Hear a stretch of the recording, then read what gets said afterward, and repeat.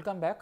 In the last class we have talked about polyurethane synthesis, which was of course a continuation of the previous class before that, and then we talked in detail about the preparation of liquid epoxy resins. So, today we will start from that point. So, let me draw then the general structure of epoxy resins. So, the general structure of epoxy resins is something like this. So, you have the bisphenol A that is present here, CH3 here, and then you have the unit here, and then secondary alcohol .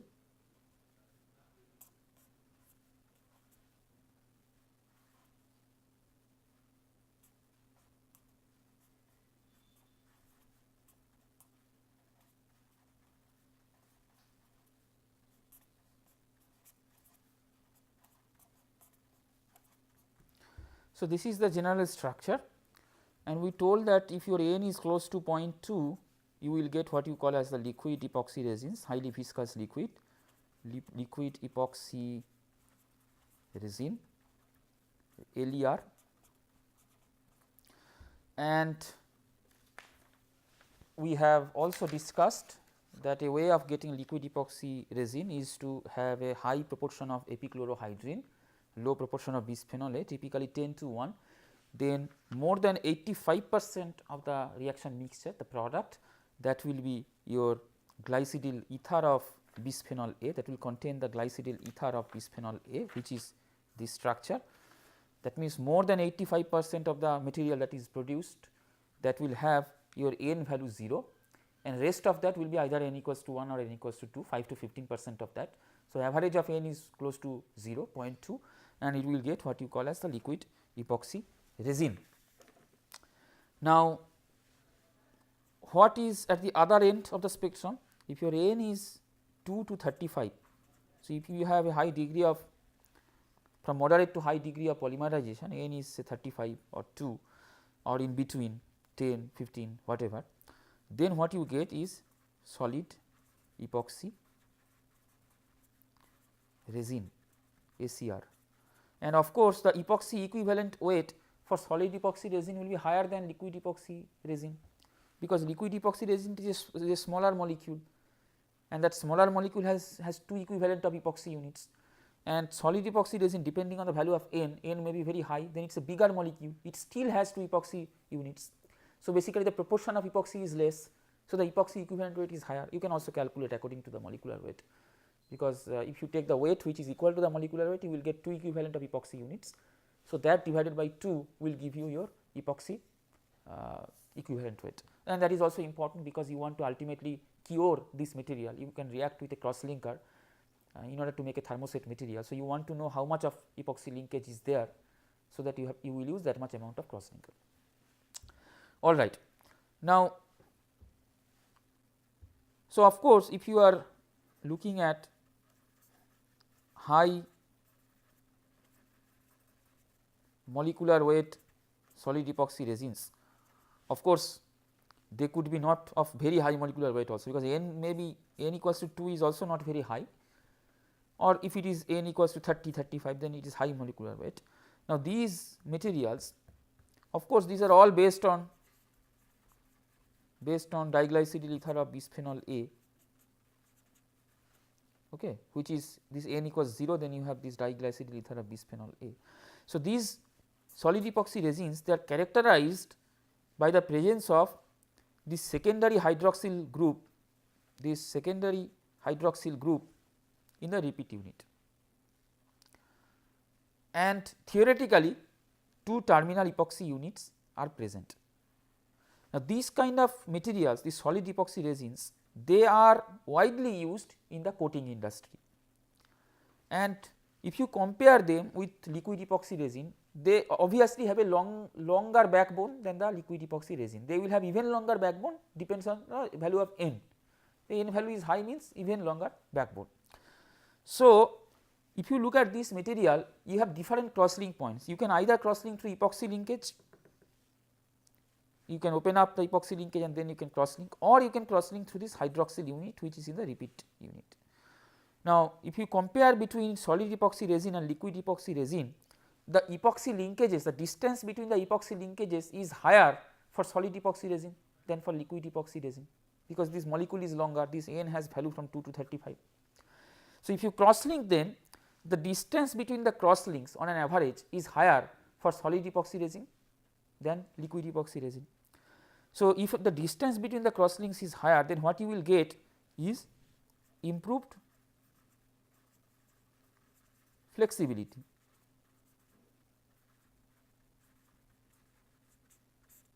And we will also get improved toughness of the material.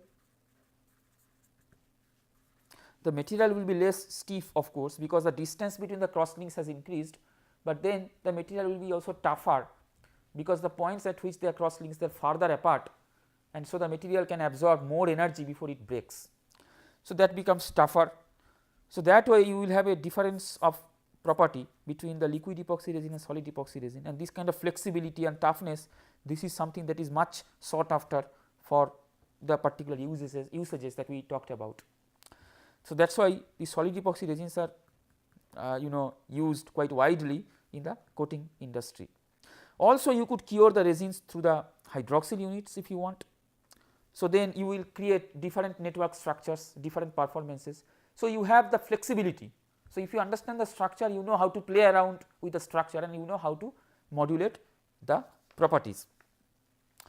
Now, there are two processes through which, I mean in general there are two processes which can be used to prepare your solid epoxy resins. So, solid epoxy resin preparation. One of the processes is your taffy process, and the other one is advancement or fusion process. So, the taffy process that you are using, it is a very similar process to the one used for preparation of liquid epoxy resins. So, similar process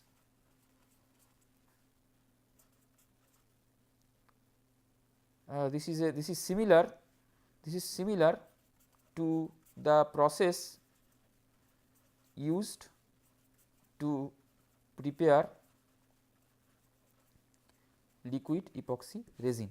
So, what you do here, you directly obtain your solid epoxy resin by reacting your epichlorohydrin, which is this, with bisphenol A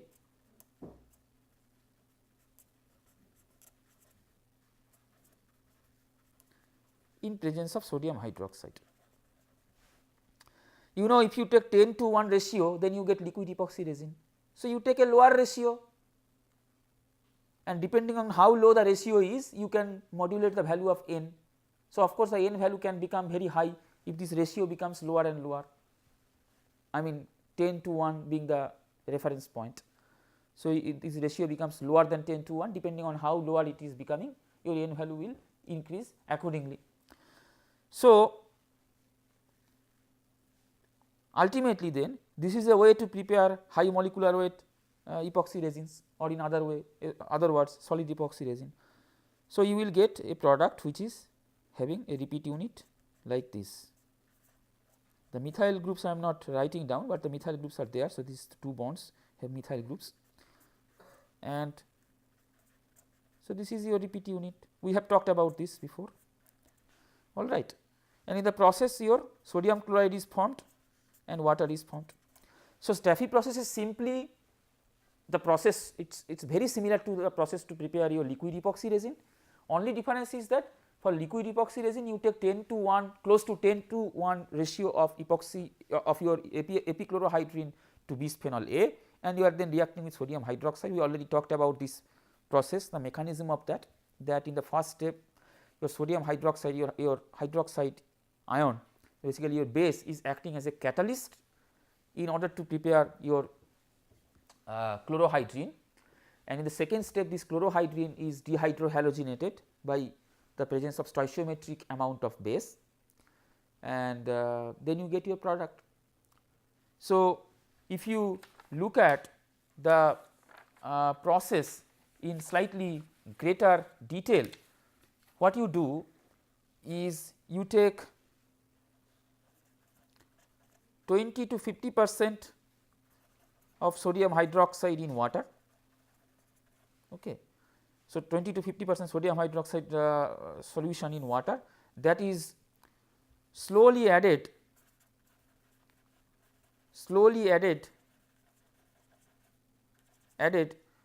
to an agitated or a well stirred mixture of epichlorohydrin and bisphenol A. So, this alkaline solution, the sodium hydroxide solution, you are adding slowly to an agitated mixture of or to a well stirred mixture of epichlorohydrin and bisphenol A, and the reaction is highly exothermic. So, this coupling reaction proceeds during the initial stages, highly exothermic reaction, and what happens is that, so we talked about the coupling reaction, it produces your chlorohydrin in the coupling reaction, you will get a chlorohydrin. So, this is your coupling reaction. So, first it will be deprotonated and then that reacts with epichlorohydrin to produce a chlorohydrin. So, in the initial stages you will get this chlorohydrin. As the reaction proceeds further and further, this dehydrohalogenation will become predominant. All right. So, that is the overall process. You are adding sodium hydroxide aqueous solution to a mixture of your epichlorohydrin and bisphenol A. Now, for the taffy process, what you do? You just tweak the ratio of your epichlorohydrin to bisphenol A. You bring it down below 10 to 1 in order to get the value of N that you want. Now, so what you do is you use a calculated excess of epichlorohydrin, and that will govern the value of N, that will govern the value of N, this value N. All right. And after the reaction is complete, what happens is that this is a sodium chloride that is produced, and the reaction mixture is also alkaline. You know, a saturated solution of sodium chloride is your brine solution. So, basically after the reaction is over, you will get an alkaline brine solution, and you will also get a water resin mixture. Your product has been formed, your high molecular weight epoxy resin has been formed. So, this is water resin mixture, basically this is a water resin emulsion, and what you do is that you separate out the phases, and the resin that you have got you wash with water, and then you heat it up to 130 degrees Celsius, typically around that temperature, to remove your water, and then you get your solid resin. So, you will have an emulsion of water resin and alkaline brine solution. You separate out the phases and then you wash the resin with water, heat it up, get your solid resin. That is the procedure, that is called taffy process. The other process is your advancement or fusion process. So, for the fusion or advancement fusion process, what you do is you first prepare your liquid epoxy resin. That means, you take 10 to 1 ratio of this and you will get your liquid epoxy resin, your N value. So, this is N, your N value will be very low, close to 0.1, 0.2. So, you have got your liquid epoxy resin. So, you start with this liquid epoxy resin, or you can also say this is your crude diglycidyl ether of bisphenol A, crude because this is not 100% diglycidyl ether of bisphenol A. So, this is your, so basically you have this repeat unit here. If you are looking at this repeat unit here,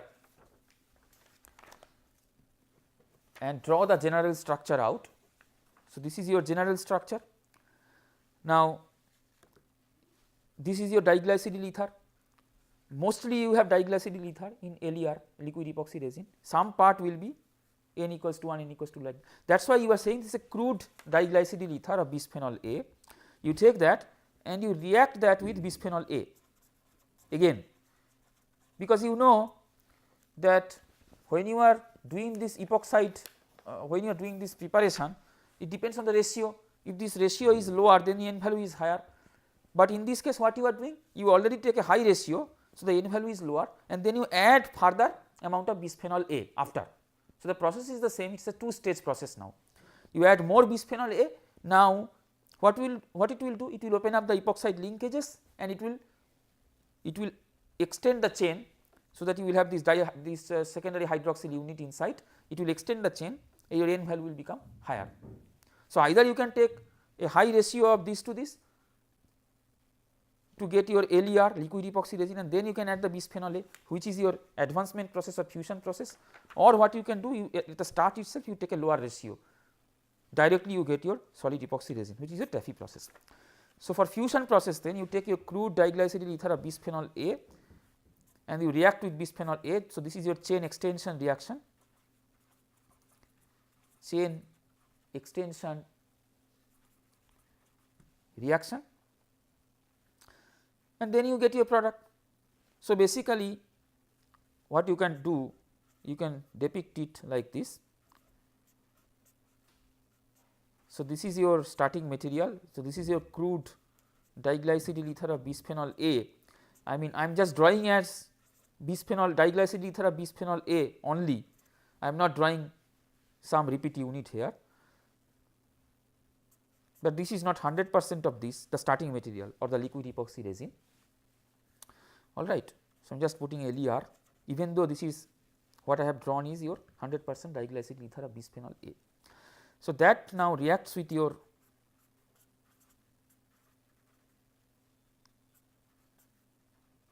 BPA or bisphenol A, and you are using what you call as an advancement catalyst, and you get your product.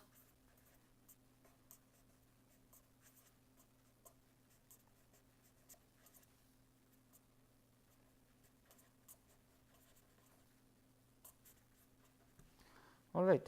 Now, this process, if you are looking at this process, the isolation of the product is quite simple, because there is no need to remove a large amount of sodium chloride. You remember that if you are using taffy process, you have sodium chloride produced that you have to remove, you have to phase separate, so on and so forth. Those things you do not need to do, and the degree of polymerization will be dictated by the ratio of your liquid epoxy resin to bisphenol A.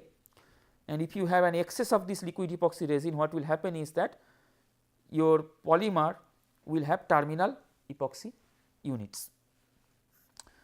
All right. So, if you are looking at this process a little more closely, how much of relative amount of bisphenol A we have to use with the epoxy resin or the liquid epoxy resin to react with, how much of bisphenol A we have to use in order to get a predetermined epoxy equivalent weight of the solid epoxy resin. So, this is your product, right, and we want a particular epoxy equivalent weight for this product. So, how do we calculate how much of bisphenol A we have to use to react with this liquid epoxy resin? So, there is a simple way to calculate. The formula is something like this.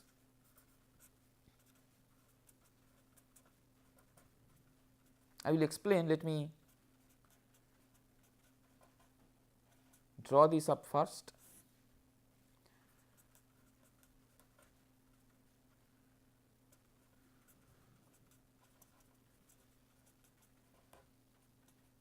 This is the formula, where this bis A, this actually tells you this is the mass fraction of bisphenol A in the mixture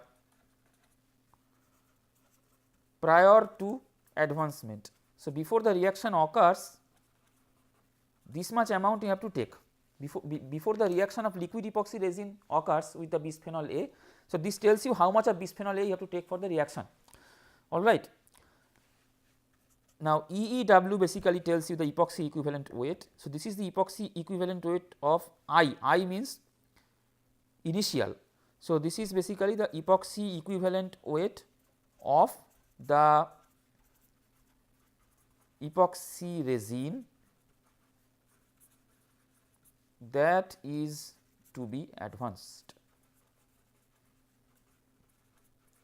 means that is the epoxy equivalent weight of your starting liquid epoxy resin, that is EEWI. I means the initial, and EEWF is the epoxy equivalent weight of the final or the product or the advanced epoxy resin.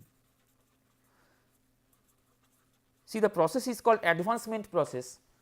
So, the product that you will get, the solid epoxy resin, that is called advanced epoxy resin. So, you have advanced from this stage to this stage, that is the reason why you call it as advanced. So, this is the targeted epoxy equivalent weight of the solid epoxy resin, this is the epoxy equivalent weight of the starting liquid epoxy resin, and PEW is basically the phenol equivalent weight of bisphenol, all right. So, from this formula you can find out how much of bisphenol A you have to use in order to target a specific value of epoxy equivalent weight. In other words, this tells you how much of bisphenol A you have to use in the reaction with liquid epoxy resin in order to obtain a specific value of N for the fusion or advancement process. So, basically what you do here in this process, in your advancement or fusion process, you take your bisphenol A and the liquid epoxy resin, you take the mixture, and this liquid epoxy resin will have typically an epoxy equivalent weight between 175 to 185, all right, and then you heat it up to between 150 to 190 degrees Celsius, and in the presence of a catalyst which is often called an advancement catalyst, and then you get your high molecular weight resin. Now, the general form of this advancement catalyst is something like this. An example will be again sodium hydroxide, Na plus OH minus. Okay. So, this has the general form like this. So, the mechanism is something like this. So, you have your bisphenol A,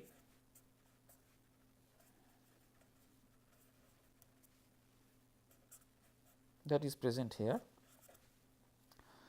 Now, this bisphenol A, it reacts with your advancement catalyst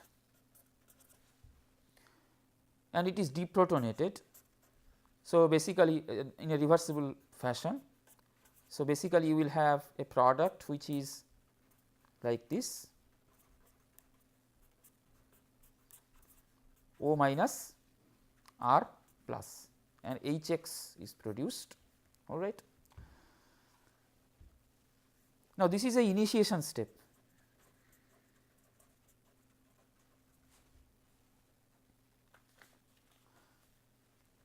So, in the next step what happens, this phenolate ion that you have produced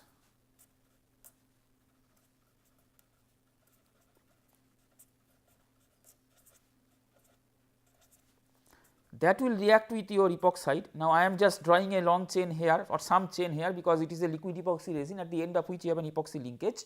Even if it is diglycidyl ether of bisphenol A, it has the epoxy linkage. So, this will attack on the less hindered site here, more accessible here. So, it will produce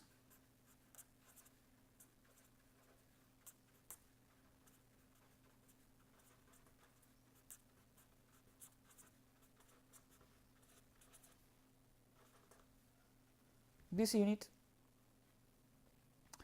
Now, this in the next step it can actually take one proton from bisphenol A. So, this is your bisphenol A. So, it can take a proton from bisphenol A and it can give you the product which is your extended chain. So, this will be this molecule, all right, and what is produced?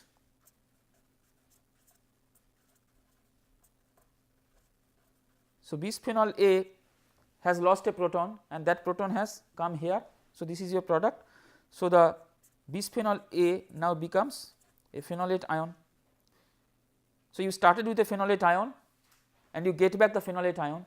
So, this is basically your propagation step.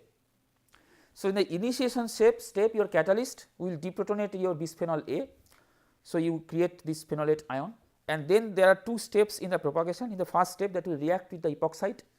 In the less hindered position, it will attack and create this ion, which will then take up a proton from another molecule of bisphenol A to produce your product. In the process, it creates a bisphenol A phenolate ion. So, this bisphenol A phenolate ion can again react with another epoxide and it can produce this molecule, or if it has some epoxide linkage at the end of it. So, this can react with that epoxide linkage and it can extend the chain. So, that is why it is a propagation step, and that is how you create your polymer by advancement process. So, you start with bisphenol A and your liquid epoxy resin, and this is how you proceed. So, finally, what I am going to tell you about a little bit about the cross-linking process of these epoxy resins, cross-linking of these epoxy resins. So, you can either use the two terminal epoxy units, you can use the two terminal epoxy units, but if the molecule is very very long, then of course, your epoxy equivalent weight is very high. That means, in order to get one equivalent of epoxy unit, you have to have more amount of the polymer. So, that means your epoxy proportion is lower. So, in that case your cross linking distance will be much higher. If you do not want to do that, then instead of using epoxy units as the cross linking points, you could use the secondary hydroxyl units that are present in the repeat unit of the molecule to also cross link. So, those two we will show here. So, the most common cross linking agents are polyamines, all right. So, basically this is your ring opening addition of amine to the epoxide. So, it goes like this. So, you have an epoxide linkage at the end of your polymer chain that can react with, let us say you are using a diamine. So, that can react with the diamine, and then ultimately the product that you will get is something like this, because the diamine can attack here and open up this hydroxyl unit, and depending on how many nitrogens you have, you can attack that many times. So, basically all these protons ultimately will be replaced by these chains. So, what I am saying is you will have a product which is something like that, CHOH, because it has opened it up, and then you have CH2, and then you have a nitrogen. Okay. So, it has two protons. So, basically after it has attacked here, it can attack to another epoxide linkage. So, that can be opened up again, it will be like this, and then you have R, again it has NH2 2 hydrogens. So, instead of 2 hydrogens, you will have reaction with 2 different chains. I mean, if you have 2 hydrogens, it reacts with 2 different chains to replace the hydrogens, and you will have a product which is like this. So, this is how you have cross linked. So, this is one chain, this is one chain, this is one chain, this is one chain. So, you have cross linking. So, this is one of the ways to cross link. So, the final thing I would like to say is that, so here, so you have so the process is this nitrogen attacks here, this opens up, and then you have this unit, all right, and then what you will have NH2 plus here and you have O minus here. So, one of the protons can go here. So, it will be OH like this, and you will have NH, and that lone pair can attack another epoxy unit. Okay. that can attack another epoxy unit, and then you have NH plus and it will be O minus, and that hydrogen will go like this. So, depending on how many hydrogens you have, that many number of units can come. So, you have 2 hydrogens on the nitrogen. So, you have 2 units. So, basically 4 chains have been cross linked. Now, as I told, you can also cross link through the repeating unit hydroxyl unit, the secondary hydroxyl that is present in the repeat unit. So, I am just drawing the bisphenol A in a different way. Again, you have a tetra substituted carbon atom here.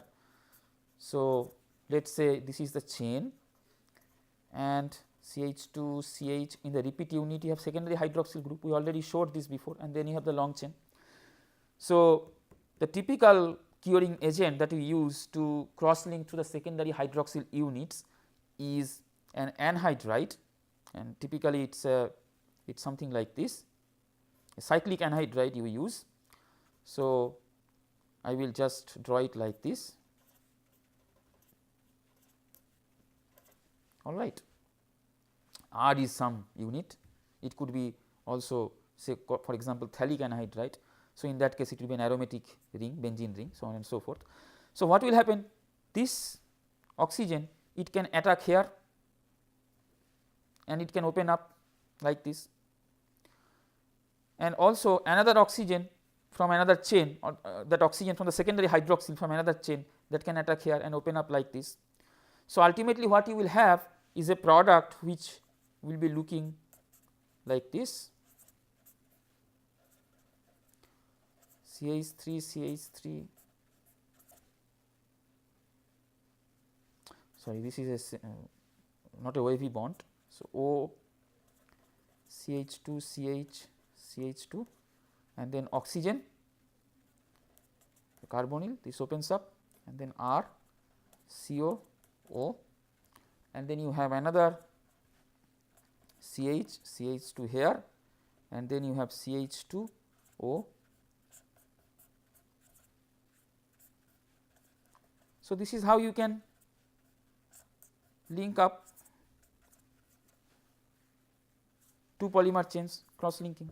So, I have shown you 2 processes through which you can cross link the epoxy resins, either through the terminal epoxy linkages or through the secondary hydroxyl units present inside, and depending on the kind of performance that you want, you can modulate this thing. You can also create solid epoxy resins with a high value of N or with a medium value of N, so on and so forth. And the presence of epoxy gives you a lot of versatility in order to use different kinds of curing agents, different temperatures and all. We did not go into those many specific details, but I thought that just talking about the general principles should do and should create a solid base for you in case you want to explore this thing further. So, what we will do is we will stop today here, and in the next class we will talk about the synthesis of polycarbonates, and then we will go into the structure property relationship of polycarbonates. Till then, thank you and goodbye.